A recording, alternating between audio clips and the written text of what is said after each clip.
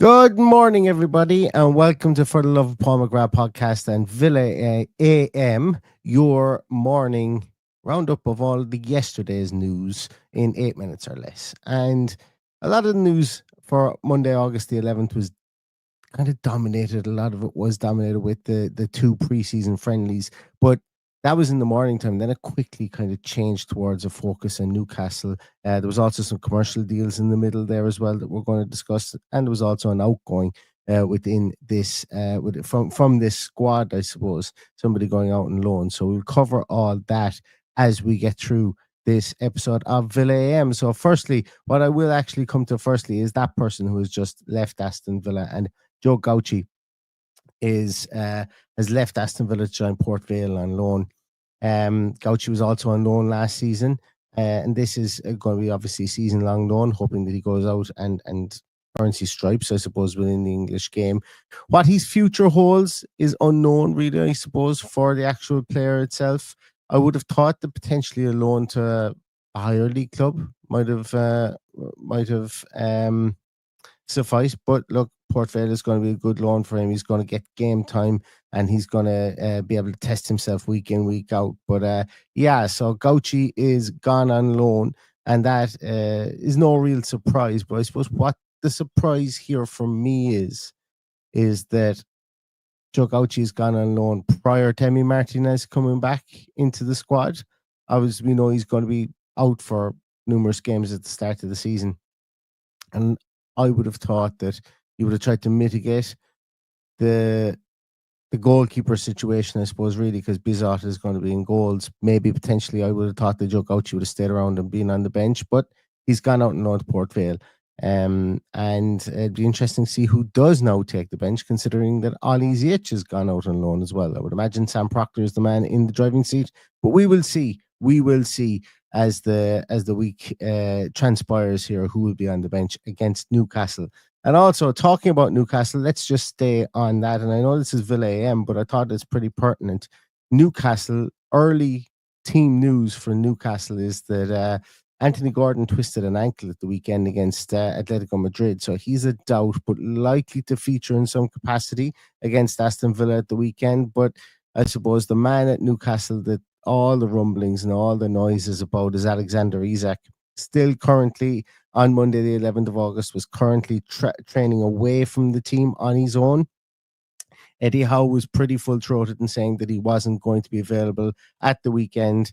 And I think, to be honest with you, that spells a positive for Aston Villa because, obviously Alexander Isak is an incredibly talented player. And if you have somebody like Anthony Gordon who offers that lightning pace, that latent pace on the wing, and potentially has the ability to play up forward, up front at times, or interchange up top as well at times, he's not going to be there. If Isak isn't going to be there, and if Gordon is coming back off a twisted ankle, they're just things to take into account for this opener. And I think a lot of the Villa AM stuff over the next few days, should I say, will be focused around that opener and around the, team news and what's dripping out. Obviously, we still need to find out what happened to Boubacar Kamara. It looked like cramp, but this is a small bit of Newcastle news that I thought might be beneficial and you guys might be interested in. Now, I did mention as well that Anthony Gordon, obviously being a flying winger, speaking of flying and wings and wingers in general, Red Bull have come on board with Aston Villa as part of the commercial deal, whatever you want to call it. And they are the official energy drink sponsor of Aston Villa.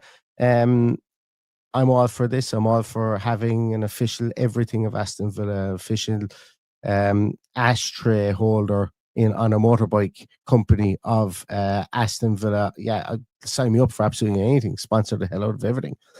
Turn full Garth and Wayne from Wayne's World, where everything is sponsored. I'm all for that as for the football club. But Red Bull have come on board. That's hot on the heels of Guinness being announced as will be on sale at Villa Park as well. These are all deals, I think, that were mooted or were mentioned by Chris Heck on his way out the door.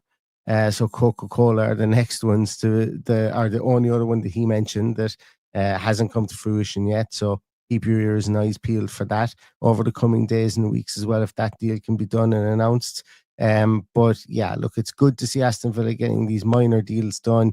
From a financial point of view, I saw awful lot of talk on Twitter about what this could mean financially. It's going to be a drop in the ocean. This will not be a huge deal at all. And a lot of people speculating whether the Red Bull or Guinness or Coca-Cola will be on the shirt next season. Again, all idle speculation, but I'm here for idle speculation. It's arguably it's what made this podcast, idle speculation. So I'm here for it from a sponsorship point of view as well.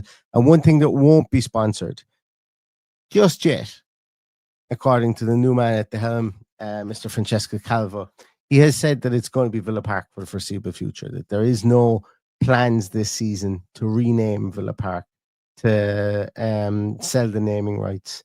He is currently reading Greg Evans and Matt Maher's book, Waking the Giant, it seems, and getting to know the fabric of the club. And I think it's good that he's reading that book so that he can read the Tony Jack chapter and learn how not to do it. I think that's quite interesting. But he did come out today and he said that, look, a lot of other naming rights are on the table, the training ground, the training gear, all that kind of stuff, and signing those other deals like we've seen other clubs do. They're all on the table, and he's more interested in those, and also on finding a new front of shirt sponsor for next season. As we know, Betano will not be able to be our sponsor for next season, considering the fact that they are a betting sponsor, and betting sponsors are banned in the Premier League as of next season. So Francesco Calvo is pretty forthright in saying that Villa Park isn't on his agenda at this moment in time. They've got other things they need to get to, and I think that's probably.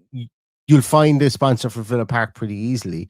Find all the rest of them, and if you notice as well, like Man United have stopped short of naming their ground as well, or selling the naming rights to their ground as well. But look, I think it's going to be a work in progress for stuff like that, and Mr. Calvo has his work cut out from a financial point of view there as well. So that's really all the news for from an Aston Villa point of view over the course of the last 24 hours from Monday, August the 11th. Thanks so much to everybody for joining us, and hopefully you like this format. If you do like it, please drop a lion emoji or a claret heart or a blue heart below in the comments, and we will be back again tomorrow with another Villa AM. So thanks so much, everybody. Stay safe, stay healthy, and all that's left to say is up the Villa.